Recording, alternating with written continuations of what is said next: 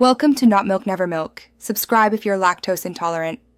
You start by creating a sequence that matches your footage, then add a text layer with the Type tool. Pick font and size now so adjustments are faster. Once done, duplicate that text layer immediately and rename them Matte and Visible to avoid confusion. Make sure the visible layer sits above your footage and the matte layer beneath it. This sets up the transparency process. Work at a normal zoom so you can see kerning and spacing. Small tweaks here save time later. Now focus on the key operation. Make the matte provide alpha for the visible layer. Apply the track matte key effect to the visible text and choose the matte layer as the matte, selecting alpha or alpha inverted depending on whether you want cutout or fill.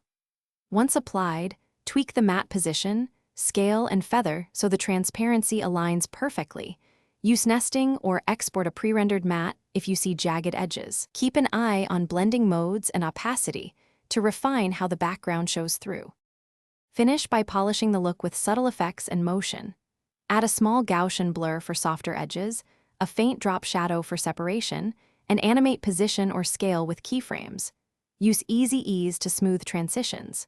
If the transparent text looks jagged or shows black halos, make sure the matte is directly referenced by the track matte key and that layer order is correct. Nesting the matte and rendering the nest often resolves alpha artifacts. One quick fix is switching matte type and re-rendering to confirm the intended transparency.